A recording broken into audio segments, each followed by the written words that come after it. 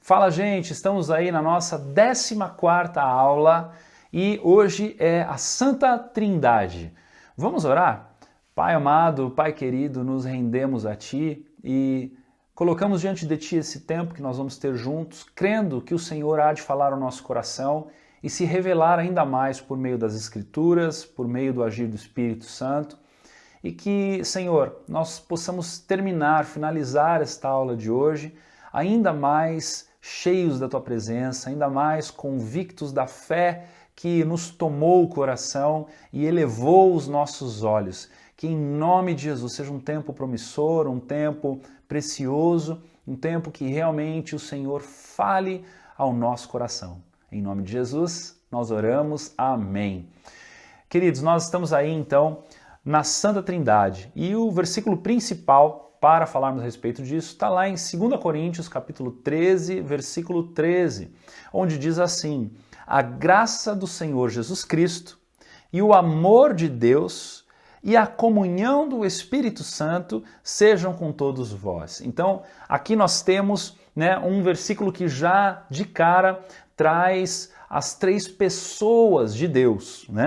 E a nossa máxima nós temos por seguinte: Deus é trino, : Pai, Filho e Espírito Santo, os três em um.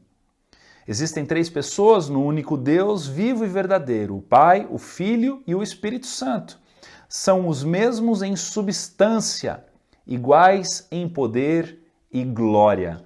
Nós vamos falar um pouquinho a respeito disso e eu creio que há algo de muito valioso para nós aprendermos juntos aqui. Bom, em primeiro lugar, nós precisamos bater uma estaca firme dizendo que há um único Deus, ok?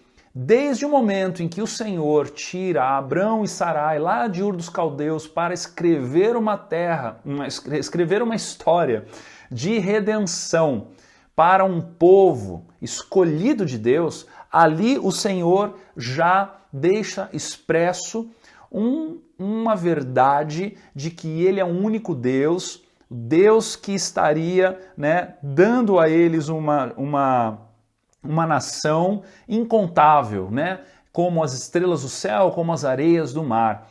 E ali o Senhor vai revelando e vai estabelecendo essa verdade. Por quê? Porque todo o contexto dos arredores eram contextos politeístas, onde pessoas inventavam deuses, por meio dos elementos da natureza, imagens esculpidas, ideias, conceitos que eram estabelecidos, elevados a um nível de Deus, e a gente sabe aqui que é um D minúsculo, E então, naquele momento em que o Senhor já tira Abrão e Sarai de Ur dos Caldeus, ele já estabelece ali o Deus Todo-Poderoso, o único Deus, E a gente vai ver relatos disso ao longo de todo o Antigo Testamento.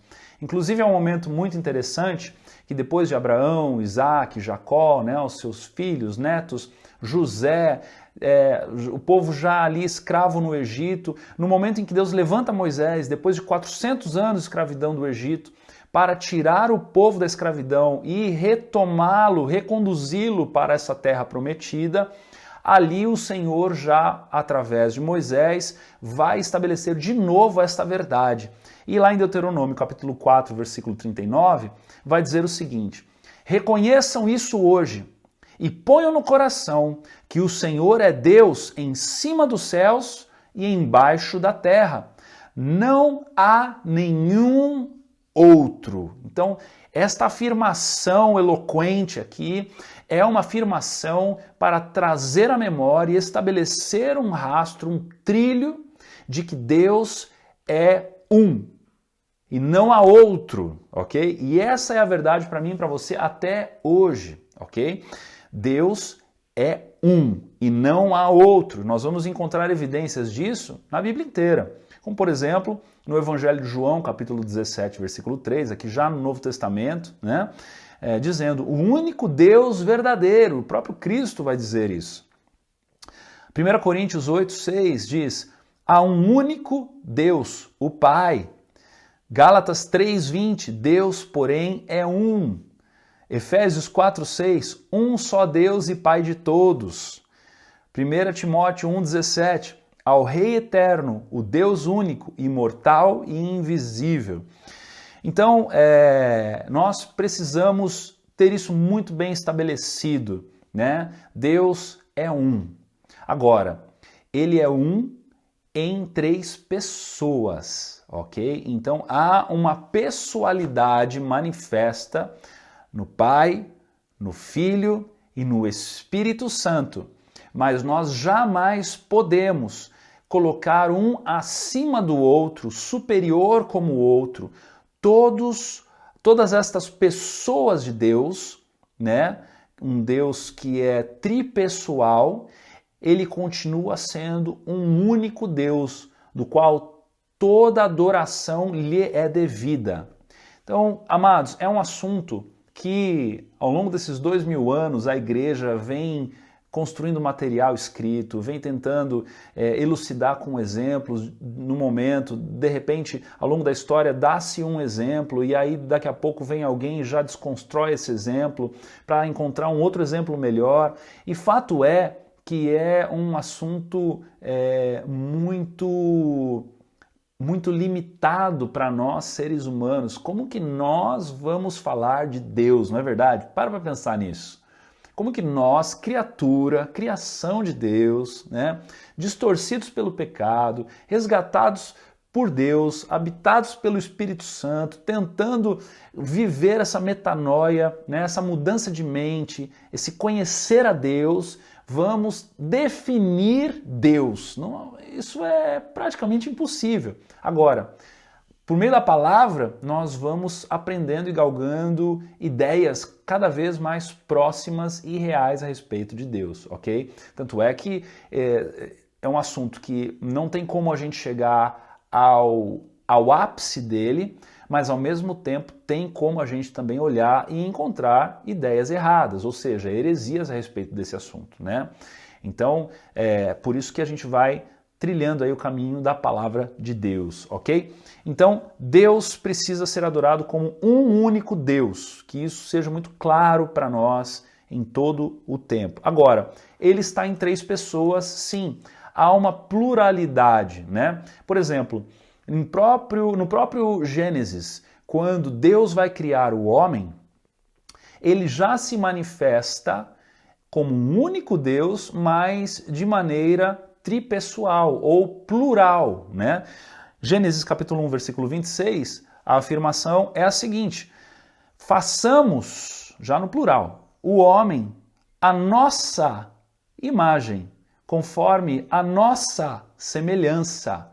Então aqui nós já vemos um Deus criador falando em pluralidade consigo mesmo, ou seja, se relacionando em si mesmo, né? Olha que coisa mais linda, né? Isso tem um nome muito louco na teologia chamada pericorese, né? É a relação de Deus consigo mesmo nas suas pessoas, né? Então, olha como o negócio vai ficando assim ao mesmo tempo, a gente consegue entender um pouco, mas ao mesmo tempo a gente também vai dizendo, uau, é um assunto que a gente tem que tratar com muita delicadeza e muito cuidado, né? Ou mesmo um pouco mais adiante, em Gênesis capítulo 3, quando o homem cai, quando há a queda, né? E aí Deus vai dizer, agora o homem se tornou como um de nós, mais uma vez, né? Falando consigo mesmo em plural, né? Um outro momento que é muito valioso para nós falarmos também da Santa Trindade é o momento do batismo de Deus Filho, Jesus. Porque neste momento fica evidente para não só João Batista e seus discípulos, todos que estavam ali, mas para nós hoje, a manifestação das 3 pessoas de Deus, né? Onde relata lá em Marcos capítulo 1, versículos 10 e 11, que diz assim: Jesus viu, primeiro, Deus Filho viu o céu se abrindo e o Espírito descendo como ou com forma de pomba sobre ele, né? Então, essa manifestação do Deus Espírito Santo sobre o Deus Filho.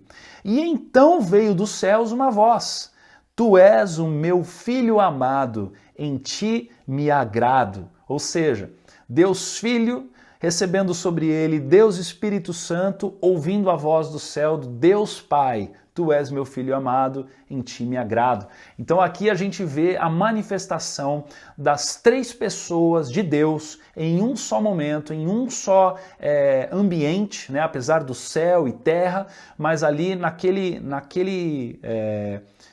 espaço de tempo, Deus se manifestando em sua maneira tripartida, né? Tripessoal, né? Tripessoal é a maneira mais correta de se dizer, tá?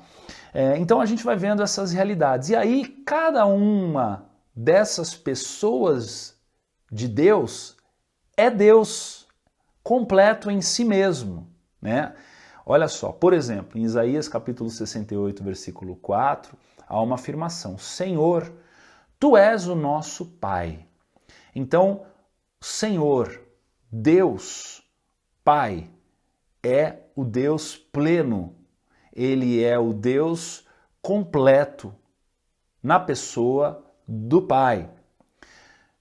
No Deus Filho, nós temos uma afirmação, então nós temos várias afirmações, mas uma delas está lá em João, no Evangelho de João, capítulo 1, e eu quero ler para você um texto um pouquinho mais longo, do versículo 1 ao versículo 18, onde diz assim: No princípio era aquele que é a palavra. Olha, é um texto que vai falar de Deus Filho, Jesus, ok? Ele estava com Deus, ele era Deus, ou seja, há aqui um reconhecimento de que Jesus, antes de estar encarnado, já era Deus, ok? Ele estava com Deus no princípio, né? Por essas evidências de Gênesis que nós lemos, aqui há uma evidência já dentro disso, né? Todas as coisas foram feitas por intermédio dele, ou seja, ele, Deus Filho, né, junto a Deus Pai, Deus Espírito Santo, na unidade de Deus, né, nessa maneira monoteísta de Deus, já estava fazendo todas as coisas. Sem ele, nada do que existe teria sido feito. Nele estava a vida, e esta era a luz dos homens. A luz brilha nas trevas, e as trevas não a derrotaram. Surgiu um homem enviado por Deus, chamado João. Ele veio como testemunha para testificar acerca da luz, a fim de que por meio dele todos os homens crescem.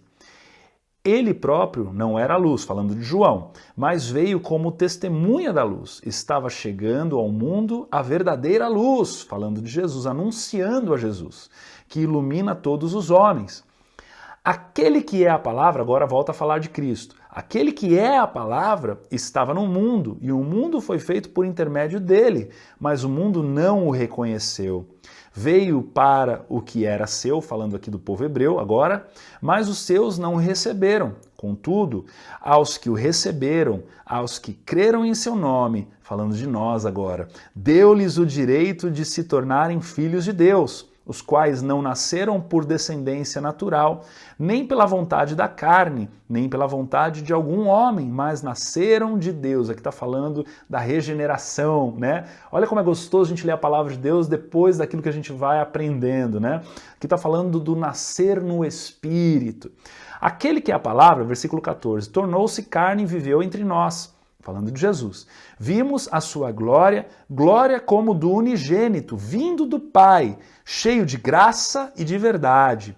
João dá testemunho dele, ele exclama: Este é aquele de quem eu falei, aquele que vem depois de mim é superior a mim, porque já existia antes de mim. Veja como aqui nós vemos a evidência da deidade de Deus Filho, de Jesus, né? Dizendo, afirmando que Jesus é Deus, ele já era Deus, ele já estava com Deus, ele já era Deus, né? Pois a lei foi dada por intermédio de Moisés, a graça e a verdade vieram por intermédio de Jesus Cristo. Ninguém jamais viu a Deus, mas o Deus unigênito, falando aqui de Jesus, que está junto do Pai, o tornou conhecido. Então, queridos, é um texto maravilhoso, um texto lindo, rico em tantas coisas, mas que também traz para nós a evidência da deidade de Jesus, como sendo então Deus Filho, né? Então nós temos Deus Pai, nós temos Deus Filho, e a evidência para com o Espírito Santo está lá em Atos capítulo 5, versículo 34, perdão, versículos 3 e 4, Atos capítulo 5, versículos 3 e 4. Aqui nós vemos Pedro confrontando Ananias e Safira já na igreja emergente, na igreja primitiva, quando eles decidem mentir com respeito à venda do terreno que eles haviam feito, né? E nós sabemos aí uma história trágica, eles morrem imediatamente na frente do apóstolo Pedro, mas aqui há um momento... Gente, não liga não, esses joinhas é do meu computador, tá? Que de vez em quando eu faço um movimento aqui e aparece, mas tudo bem, deixa o computador ser feliz. Atos capítulo 5, versículos 3 e 4, olha só o que está dizendo aqui. Então perguntou Pedro: Ananias, como você permitiu que Satanás enchesse o seu coração a ponto de você mentir ao Espírito Santo e guardar para si uma parte do dinheiro que recebeu pela propriedade? Ok? Pedro diz aqui a Ananias que ele havia mentido ao Espírito Santo. Ela não lhe pertencia e depois de vendida o dinheiro não estava em seu poder? O que o levou a pensar em fazer tal coisa? Aí veja só que a afirmação de Pedro, como isso era muito claro para os apóstolos. Você não mentiu aos homens, mas sim a Deus. Então, Pedro primeiramente diz a Ananias que ele havia mentido ao Espírito Santo, e pela segunda vez, quando ele vai mencionar, ele diz Deus. Ou seja, aqui é uma evidência de que para os apóstolos que caminharam com Jesus, quando Jesus faz aquela promessa, né? Eu vou, mas enviarei a vocês o Auxiliador, enviarei a vocês o Consolador, na pessoa do Espírito Santo. Pedro aqui, no momento que ele vai falar a respeito do Espírito Santo, ele diz que o Espírito Santo é Deus, né? Então é uma de algumas evidências que nós vamos encontrando na palavra de Deus a respeito da deidade da pessoa de Deus, né? E aqui no caso o Espírito Santo. Então, Pai, Filho e Espírito Santo, os três são um, né? Um Deus em três pessoas, né? E aí a gente então entende claramente que Deus, ele está manifestando ao longo da palavra de Deus em maneiras e momentos diferentes, evidenciando a sua pessoa necessária para aquele momento da história de redenção. Mas em momento algum nós podemos dar mais valor ou mais ênfase em uma das pessoas do que em outra, né? Nós precisamos entender que, ainda que em uma das pessoas nós estejamos ali vendo uma manifestação, nós precisamos entender que Deus, ele é tripessoal, mas ele continua sendo um só. Então, nós podemos dizer, como a igreja, né, primitiva já dizia, e afirmar que existem três substâncias dentro de uma única essência divina, ok? Parece que não é pessoal dizer assim a respeito de Deus, né? Deus é um Deus de relacionamento, Deus é um Deus pessoal, mas para que a gente possa entender com um pouco mais de clareza, né? Essa é uma afirmação de que a gente precisa ter muito, muito certa, né? Tudo isso é importante para quê? Né? Eu quero dizer isso a vocês, está lá na apostila, que é o seguinte, é para alertar contra qualquer ideia de que o Pai, o Filho e o Espírito são meras manifestações de Deus, né? Na verdade, a Trindade, ela não é só uma manifestação, mas ela é uma em essência, tá? Então, ainda que nós vejamos manifestações nas pessoas de Deus ao longo da palavra de Deus, ela continua sendo uma em essência, indivisível, tá bom? Então, nós precisamos compreender isso. É por isso que nós podemos dizer que nós tivemos em Cristo Deus encarnado, ok? Então, ainda que ele tenha aberto mão da sua glória, né? Ele estava ali 100% Deus. Assim como também quando nós dizemos que somos habitação do Espírito Santo, o Espírito Santo habita em nós, nós não temos um representante de Deus em nós, nós temos a pessoa de Deus em nós. Olha só como isso é sério quando nós vamos pensar com respeito à nossa vida de santidade, né? Quando nós vamos pensar que o nosso corpo é templo do Espírito Santo. Então a gente não tem um representante de Deus habitando dentro de nós, nós temos a pessoa de Deus habitando dentro de nós, né? Que nós possamos abrir os nossos olhos, nosso entendimento, nosso coração, mudar até o nosso estilo de vida com temor a Deus habitando em nós, né? Para que tudo aquilo que nós pensemos, venhamos a fazer, venhamos a tomar como decisão na nossa vida, possa ser também neste entendimento, em temor de que a pessoa de Deus habita em nós. Amém? Então, que esse assunto possa ter sido um pouquinho mais esclarecido no teu coração. Não se preocupe, todo o processo de entendimento é um processo gradativo, né? Então, eu creio ter colaborado contigo nestes minutos e oro para que, em nome de Jesus, o Senhor continue essa obra maravilhosa de redenção sobre a tua vida, ok? Deus te abençoe e até a próxima.